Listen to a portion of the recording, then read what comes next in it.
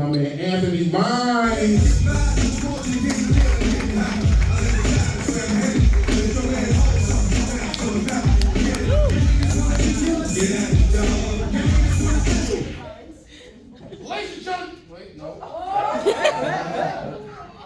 Hello? Yo, he played me, dog. You saw that? He set me up for failure. Ladies and gentlemen, how you doing?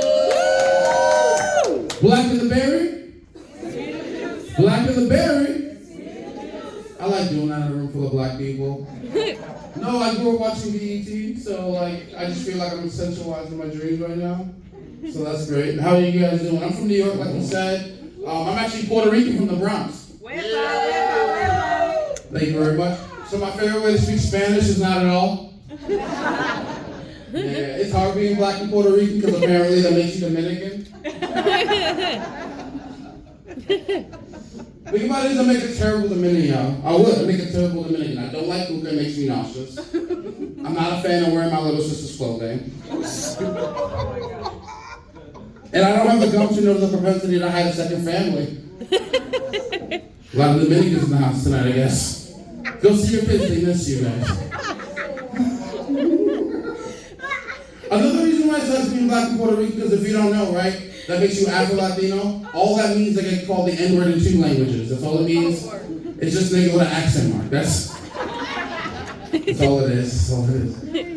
Because I'm Puerto Rican, I tend to be a little superstitious. So you guys want to hear my birth chart? You guys want to hear my birth chart? Thank you. Oh my God. So I'm a Bronx dude, but I'm a chopped cheese rising. But my moon is beef and broccoli, not the food, the Timberland. Because I'm dead ass. Wait, no, I'm sorry. I'm grounded. She said grounded. Yeah. I also learned something called angel numbers. You guys familiar with this angel numbers? Yes. Oh, that was literally everybody. So fuck it. New joke. Anyway. No, I'm joking. So if you don't know, angel numbers are just numbers you see in succession. They all have meaning. Like 111, 222. One more famous one is 1111. Yes. My favorite one, the one that gets me through the day. 877 cash now. Because it's my money and I want it now. One day I'll get paid for that. One day.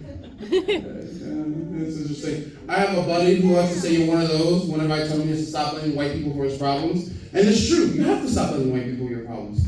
They're Asians and Hispanics that fault too. Yeah, we're from the Bronx, which is New York City. It's not just white people, y'all. Yeah, everyone ruined your life in New York. All right, cool. You thought it was a racist thing. Shame on y'all. But you know it's hard to say black people, right? I got you, bro. You know it's hard to say black people, right? That's because we can't be racist. We have a meeting once a month. We gotta vote about light-skinned motherfuckers all the time. Like, sorry, brown-skinned boy, you can't be racist. And it makes no sense because my grandma racist as fuck. And it bothers me because she's darker than my nightmares. Actually, she's darker than the thoughts I have when I get stuck behind a slow driver in the wrong lane. Like, get out the lane. The left lane's for crime. Move. And people think in New York City we don't understand cars, but we have the same thing. It's just the rules of the road apply to walking. You ever seen someone standing on the side you're supposed to walk up on the escalator? Okay, fuck you guys. It's fine. I was hoping you can relate. We're like, we left the city ages ago. What's a train?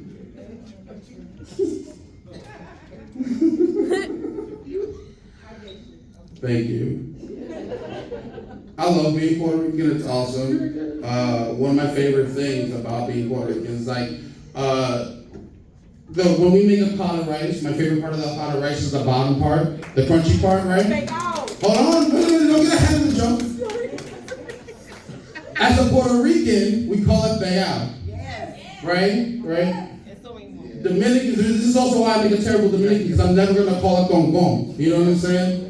No, for real. Like, if Spanish people speak Spanish, like, if Puerto Ricans speak Spanish, like, we can't understand Spanish. Dominicans, their Spanish sounds less like words and more like sounds. Like, whenever I hear gong, I think the scene is changing in Law and Order. Like, gong.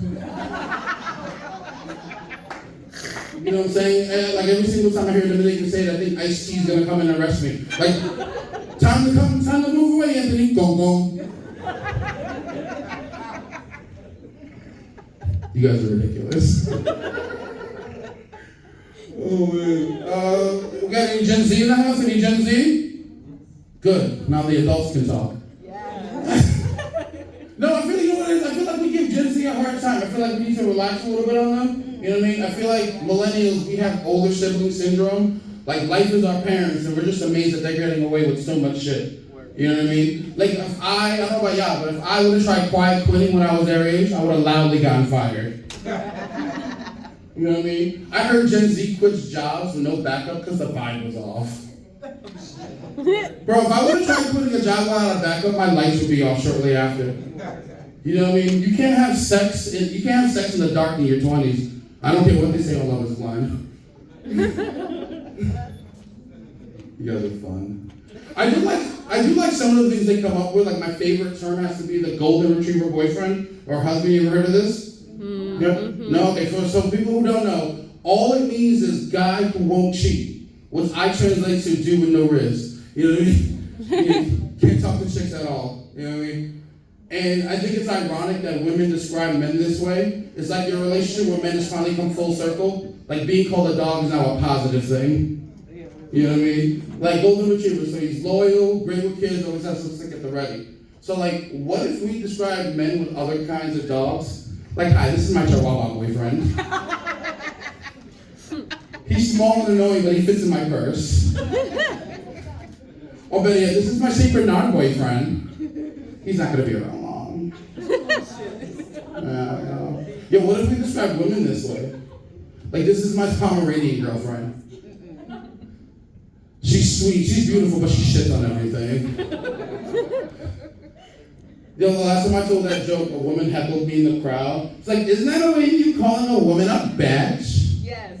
So I took my spray gun out and said, don't interrupt.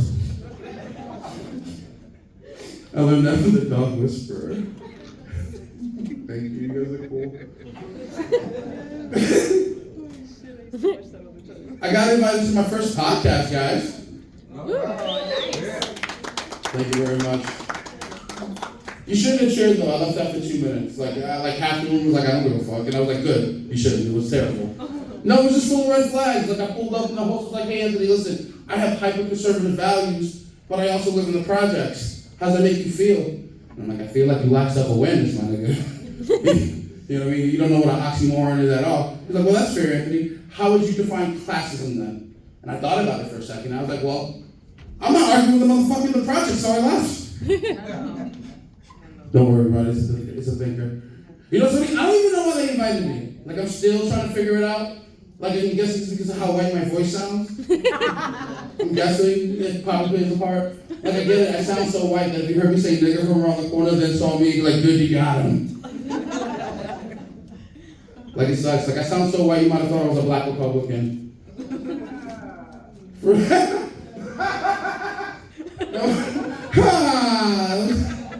I've never in my life. No, for real, like, it sucks. Like, you know what it is? Going through life where your body says black.com, but your voice says Candace's podcast says? Like, I sound so white, it affects my water choices. Oh, shit. No, for real, like, I love Fiji water. No. Yeah, I do, but I'm from the Bronx, right? So I have to drink a Cynthia just so I don't get jumped when I go to the train station. Like, it's like, you know what it is? Going through life, sounding like Tom Hanks, but looking like Suge Knight.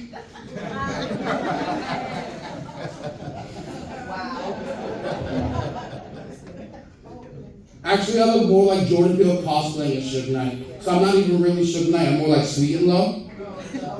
Well, they weren't paying attention. Because I'm fake Suge, y'all. They don't give a fuck, man. They're like, yeah, and? There's no coffee. I got you, it's fine.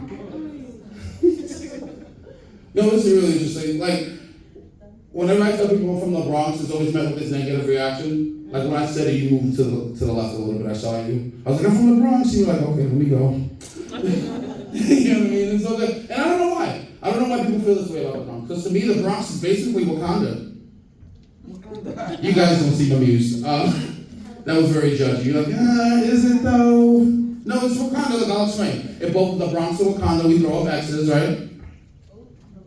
Right? If both the Bronx and Wakanda, we add it to the world of culture, science, and music. That's just a fact. You can Google that. I'm not explaining myself. And more importantly, this one really drives it home. We both have bald-headed women that can fight. Talk shit if you want to, y'all. You guys are sweet. Let's see. Let's see. I stopped a hate crime the other day. That's not enough people. I'm supposed to. Like you stopped a hate crime and Disney. We need to hear more. No. Okay, no problem. I got you back. So I was on my way to the train station the other day, right? And when I got down to the platform, I noticed this homeless man was assaulting this Asian couple. So I intervened, and I didn't do it for any praise, even though I didn't get anything from you guys. The fuck. I did this show to Asian people that not everybody hates them. Just the homeless. Didn't this get really loud for that one part of the punchline? Like it was just like welcome homeless. Like that, it sounded way worse. You know what I mean? Listen, I don't know why you guys are struggling to laugh at that. They're not here, they're outside. Oh, Alright, so listen, I wrote that joke like a year ago, right? And I went to go see Louis C.K. in Madison Square Garden. I had like 6 of my friends because he, public masturbator. And we have one rule in New York City: subway things stay on the subway. You know what I'm saying? That's the one rule. You don't jerk off on the street in New York City. That's for the train. You know what I mean? No, for real. So like I said, I have to allow the 6 of my friends because I'm trying to be an ally. But I gotta see a comedic break. So he tells a joke with a very similar punchline when I'm there, right? And he's filming a special. So all you hear in the background, if I make the cut, that's my joke! I said it first! I don't think I'm gonna make you guys. What do you think? Yeah. Doing great. Thank you. Yes. Oh man, life is interesting. I'm actually engaged to a witch. Woo! Oh. Thank you very much. Yeah, so I believe in crystals and rocks now. Yeah, no, it's really awesome being engaged to a witch. We communicate a lot. This is actually the most communication I've ever done in a relationship. And it's great. She recently opened up to me and she said, hey Anthony, I just want to let you know that I'm happy for your loyalty. Most of my past partners have all cheated on me. And these guys set the bar really low, but after 4 years of being with her, I get it. Okay guys, relax. She doesn't like that joke either. No, but here's the thing, I'll explain myself. The reason why I say I get it is because she has this way of highlighting her insecurities through another woman's assets, if you will. You know what I mean? We'll be out in public and she'll notice a butt before me, which is fine. But then you will be like, oh my God, I bet she's awesome. You know what I mean? She looks like she can roll a blunt. I can't roll a blunt, but I bet she can roll a blunt. And I'm just like, maybe. I don't know. Like I said, the bar was so low that in the beginning of this relationship, her number one rule for me was don't fuck her cousins. Oh, shit. Damn. That was the rule. And I was like, why? What do they look like? And then she told me, I was just joking, but then she told me. She was like, listen, they're cute, they have fat asses, they're hilarious, they know how to cook, they shut up and listen. Thank you, Zoe. And it dawned on me. I don't think these guys are cheating on her per se. I just think she's overselling these bitches, and they're like, well, since it's an upgrade, I'm gonna go take it. You're right.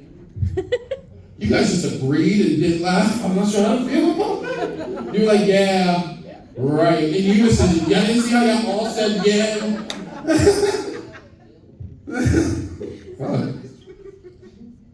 So I'm still waiting for my upgrade. That's terrible. No, I'm not going anywhere. We're actually in an open relationship. Yeah, because I'm confident I can pick up chicks. Yeah, this wouldn't work if I was ugly and I couldn't talk to women. I think a lot of guys think open relationship works for them, but they don't know how hot they're not. You know what I mean? Like, oh, I can talk to bitches. Meanwhile, all they've been doing is working on the same chick they've been wanting to make a side chick, and now they can do it. And then they finally do it, they get bored, they don't want to do it. Meanwhile, their girlfriend is talking to D1 athletes and celebrities. It's like, this is not the trade I was looking for here. I don't know if I want, almost D-Wade compared to this bitch at Chick-fil-A. Those don't equal. But like I said, I'm fortunate. Like I said, I'm a really confident guy, and that's what it really takes. If you're wondering what it takes in a relationship, you just need to be a comfortable guy, and just don't be a dick, honestly. And the pussy just rains. It rains. No, I'm kidding. Some people ask me, why would you be polyamorous? Why would you be in an open relationship? And what I like to tell them is this: You know, the old saying goes, behind every great man is a great woman, right? So I figured, you know, why not stack the deck? You know what I'm saying? It works for me. It's different strokes for different folks. What I hate, honestly, what I hate the most is when people try to shame these couples like their way of love is the best way of love. Like, it's different strokes for different folks, you know what I mean? Like, I don't like the idea of people judging all these people. Like, I like to think of every marriage as a same-sex marriage. Because you're having the same sex every day. Monotonous. That's not even me, those Charlotte Gambino, so thank you, not me. You know?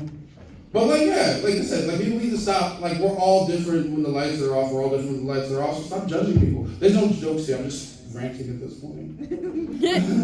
No, you know what I mean? Oh, man. I actually had a white dad growing up, if you couldn't tell by my voice. Yeah. No, I really did. And that's not why I'm polyamorous, but like, whatever, that's a whole different story. No, I thought having a white dad was gonna slap. I thought I was gonna finally learn what green bean casserole was. I still don't know. Like, how the fuck can a mushroom be creamy? She said that shit good. No, it is good. Okay, I have had it. I'm like, for the sake of the bit, I am kind of lying. I've eaten it, and it tastes delicious. My favorite part is the crispy onions. Yeah. You know what I mean? I love the crispy onions. I hate when certain people, like, I go to their house, I'm like, you're gonna have stale crispy onions. You know what I'm saying? So I gotta, You look like you saved the flour from fried chicken in your refrigerator. Don't save that flour. Black people, stop saving the flour you put from fried chicken in your refrigerator. After you're done, throw that shit away. Listen, we're gonna have the cleaning chicken conversation another time. I don't feel like getting booed off the stage. Alright? I cook for a living, so like, when I'm looking for a job, one of the questions now, because black people feel so strong about cleaning chicken, they ask me on every single interview, how do you wash your chicken? No, every time. And when you work professionally in kitchens, you're not supposed to wash because there's protocol. There's state protocols you're supposed to do. So the things you guys do at home, you can't do in restaurants, right? So like, I'm just like, I'm not doing that. And this is the point where I'm not sure if you're being racist or not. You know, like, I'm not sure. Because like, you can get people sick and it's a problem. But I gotta get out of here. So I will leave you with this.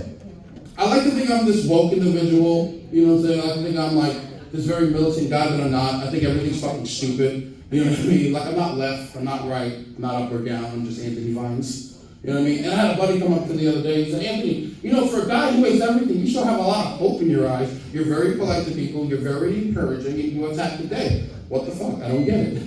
So I told him, I was like, you know, some people say the definition of insanity is doing the same thing over and over again, expecting a different result. Yes. So I'll see you guys tomorrow. Bye, guys.